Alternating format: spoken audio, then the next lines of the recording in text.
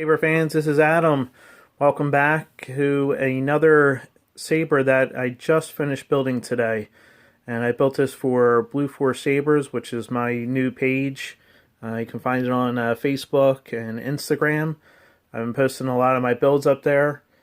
And the point I wanted to make Blue Force Sabers was I wanted to make lightsabers that were a little different from everybody else, and I wanted to make it at a good price point.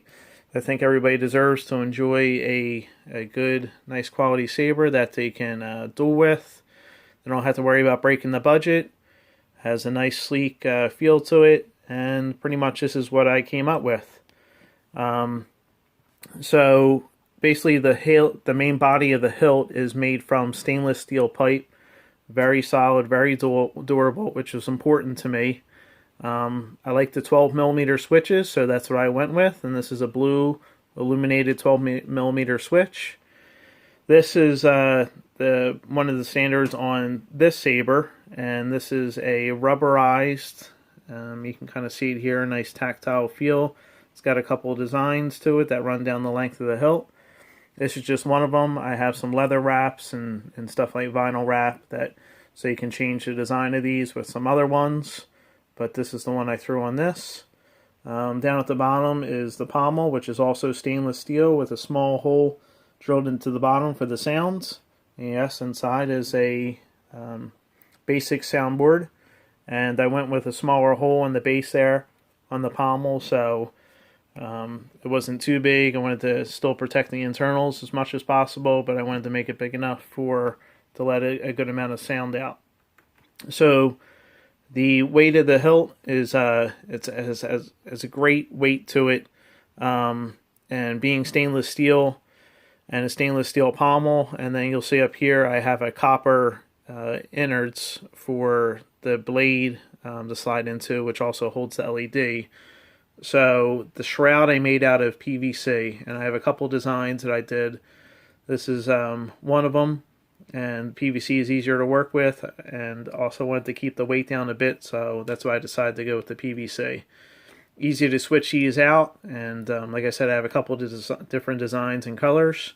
This is a flat black, if you can see it a little bit, and it has like a metallic silver paint on top of it, and it's like flaked on. So it gives a nice look to it. Even looks better in person than on camera, I think, at least. And then this screw right here, 8/32 screw, is just to hold the shroud into place, and that's a pressure fit on there. And then the screw is just to give it a little extra retention on there.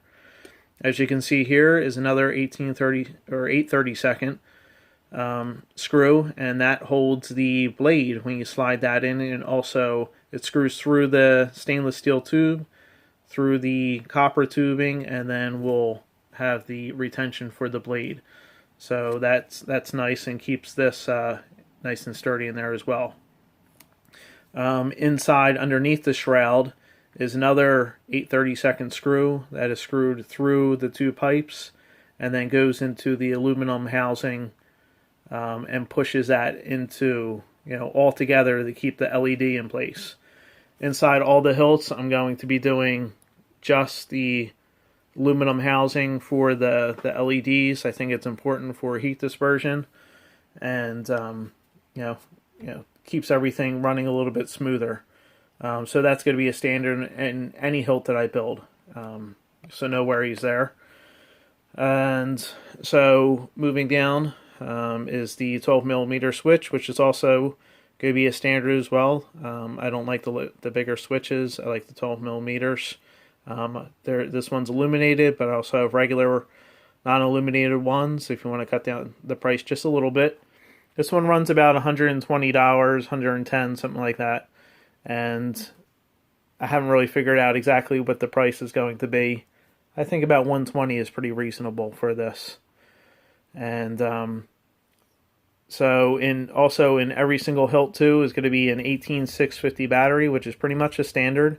I don't like using the double or AAA battery packs because you burn through the batteries pretty fast. And it's pretty much a standard that the 18650 battery, which is what I use and I'm used to using in all the other installs I've done. And there's a couple other installs that I've recorded on YouTube here, if you're interested in taking a look at those. But I wanted to keep that as a standard in all my hilts as well. And that gives you the maximum runtime and the maximum brightness for your LEDs. And that's, you know, playing with the lightsaber, that's what you want. You can buy the chargers. I think I'm going to try to sell a couple of them on my Etsy page, where I'm going to be having these saber hilts as well. So before I fire it up is just a Econo soundboard, which I wired up for this one, and that's also to keep the price down as well. That can be changed to whatever soundboard you want. I really like the Nigon's boards, the Spark 2, but there's several different soundboards out there. Or if you just wanted a stunt saber, that's a viable option as well. But I wanted sound in this, and I wanted to keep it to a good price point, so everybody can afford a nice quality lightsaber at a good price point, which was also duelable. So that's why I went with the cheaper soundboard in this one as well. So just we'll quickly fire it up just so you can see it.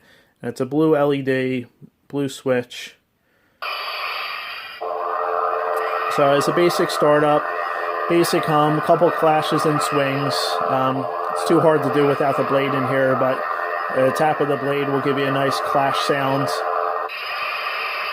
As you see there, if you don't touch it, you don't move it, it auto shuts off, which is a nice feature as well. And with the battery, I haven't tested it on the runtime, how long it'll last. But I've had the battery in this one because I've been messing around with it before I finished it for about a week and a half now, and I could see it probably lasting for quite some time without even charging it. But all you have to do to charge this is there's a little retention screw on the bottom here on the pommel. You unscrew that, slide this off, the whole entire innard slides out. You pop the battery out and throw it in the charger, and within a couple hours you're back up and running. And like I said, it should run for a very long time because this Econo board is used to running on AAA batteries. So with the bigger battery, the higher velocity of it, you should get a really good runtime and maximum brightness out of it. So I just wanted to quickly go over this so you could see it. I hope you enjoy it. Keep an eye out for my Etsy page on YouTube and Instagram, where I'm going to be posting pics. And God bless. And until next time, take care.